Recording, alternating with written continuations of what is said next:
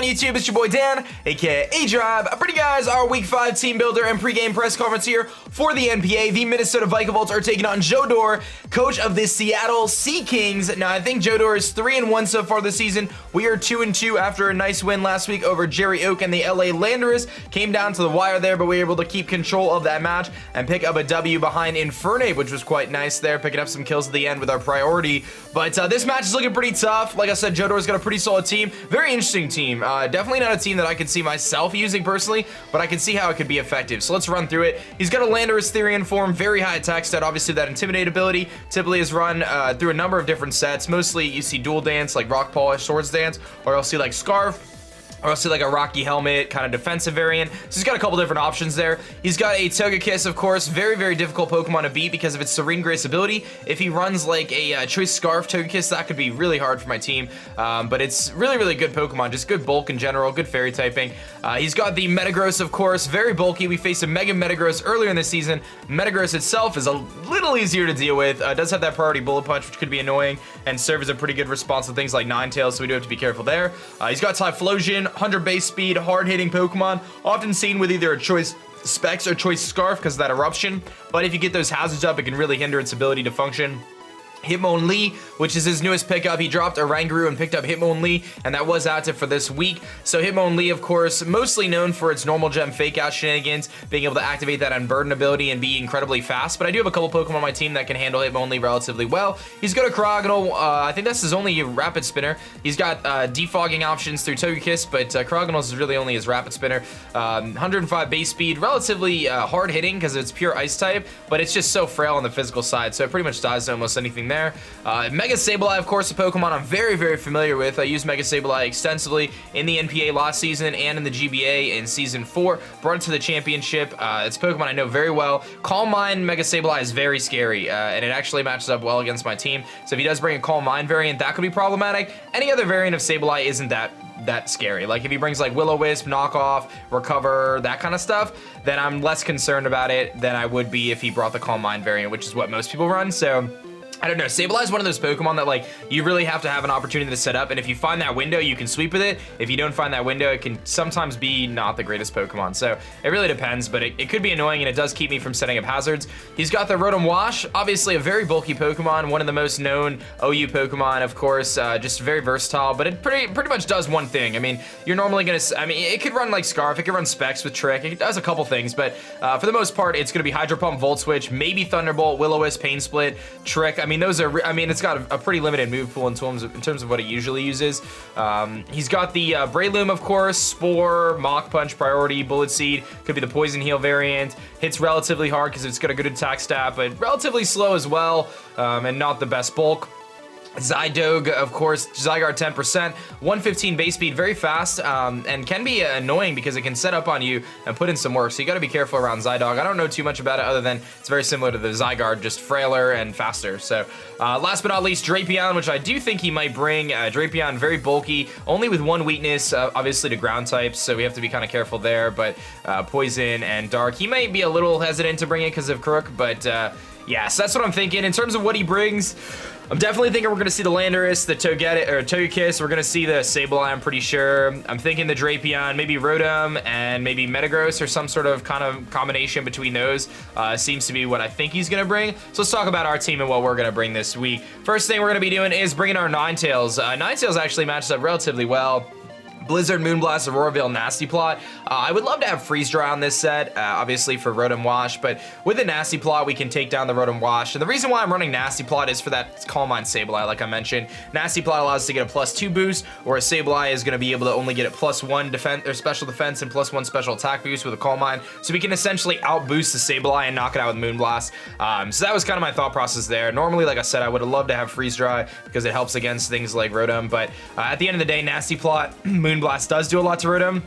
So we have that as an option, and while I can't touch things like Metagross, I have good checks to those too. So, you know, Ninetales has a good matchup against some stuff, but not against other stuff. I've got enough speed on there to just ensure we're gonna outspeed Cryogonal. Not that it's a really like a huge concern, but I figured I might as well. And we outspeed everything on his team aside from Choice Scarf users and stuff, which he could very well bring. So we got to be careful there. Next Pokemon hasn't got a lot of use on this team, surprisingly, but it's one of my favorites. We're gonna be bringing Vaporeon here. Vaporeon running Scald, Wish, Protect, Baton Pass, pretty standard stuff. Was debating on running Ice Beam, but really, like, Rotom, I'd rather burn the Rotom anyway, and, like, same with Breloom. Like, if Breloom switches in, that's why I have Baton Pass, right? So I opted for Baton Pass over Ice Beam, because Skull does, like, a good amount to things like Landorus and pretty much the rest of his team. Like, obviously, Zydog could be problematic, but I do think I have enough defensive checks on my team to handle that, and it's relatively frail, so I'm a little less concerned about that. So hopefully that doesn't come to bite me in the butt, but Wish Protect is very nice.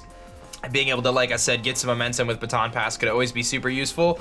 The next Pokemon we're going to be bringing is going to be our Necrozma, and I did struggle a bit with this set because I wanted it to be defensive because an offensive set didn't really make a ton of sense against this team, but I also, like, wanted to be able to hit so many things, and it like the coverage there just wasn't what I wanted. So this is kind of what I settled on, and it's a little weird, but I'm running Relaxed Nature, which is minus speed because I didn't want to take away from my defenses. I wanted to keep my bulk as best as possible, but I wanted to boost my defense, and I wanted to not hinder my attack stats because Earthquake can actually allow me to 1v1 things like Drapion, and it also helps me beat Metagross, which I really stop pretty well. Psyshock is there to help me take on things like Hitmonlee, allow me to take on things like Breloom perhaps, and Cryogonal, and just hit those things pretty hard. So that's kind of the reasoning there as to why I'm running Psyshock and Earthquake. Moonlight for recovery and Stealth Rock is there to help me set up the rocks because his team really doesn't like rocks.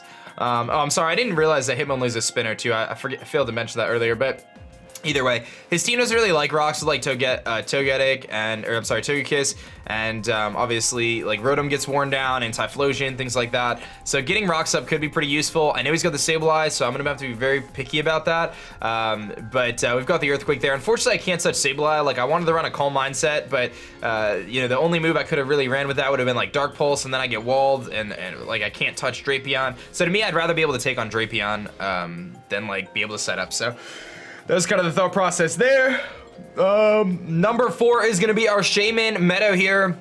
Rockin' Timid with enough speed to outspeed Drapion essentially. Seed Flare, Earth Power, Leech Seed, Dazzling Gleam. Now I know Seed Flare does do more than Dazzling Gleam does to Sableye, but the D-Gleam also helps me against things like Breloom, and it makes it so I don't have to worry about missing potentially. Gracium Z allows us to just click Nuke basically. We can just Seed Flare something and hit it really hard.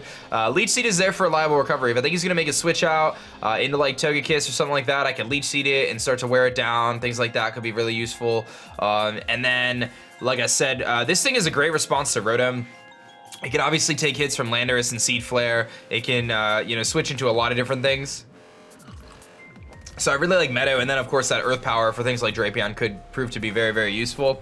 Next is going to be our wall breaker this week is going to be Rafiki here, rocking that the Jolly Choice Bandit set, Flare Blitz, Close Combat, U-Turn, Mach Punch. So we're going for the all-out offense here with the Bandit Infernape, something I've never really used, but it 2-hit KOs Landorus, even after Intimidate after rocks. Destroys Togekiss, destroys Metagross, obviously destroys Typhlosion. Like, it destroys his whole team. Even like Rotom doesn't really want to take the hits, and this allows me to two-shot any form of Mega Sableye. So again, another response. If Mega Sableye starts setting up Calm Minds, I know I can send Rafiki in, I can click Flare Blitz, and I could really hurt Mega Sableye, like really put a big dent in it, like 60-70%, and allow something else to clean up on it. So you know, Mega Sableye could be really tricky, so you have to be very careful there. And then last but not least, another one of the wall breakers. I guess Infernape's kind of a cleaner there, potentially with that Mach Punch too, but Adept here, Dragalge, Modest Adaptability, Black Sludge. This is a good switch in for me for that Togekiss. Keep calling it the wrong thing. Sludge Bomb, Draco, Dragon Pulse, Sleep Talk. Sleep Talk allows me to switch into a Spore from Breloom and then activate Sleep Talk, maybe give him some false sense of security, fire off a big Dragon Pulse onto something, or a Sludge Bomb. Obviously, this is one of my main ways to deal with Sableye. It also just hits really hard. I mean, even like Metagross doesn't really want to switch into a Draco Meteor.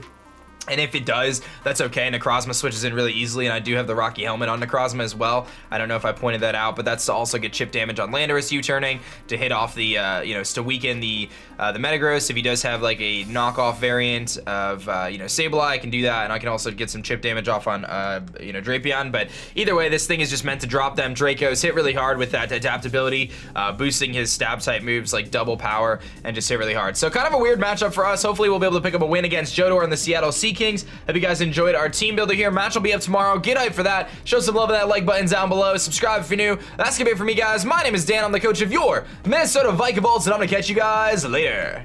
Peace.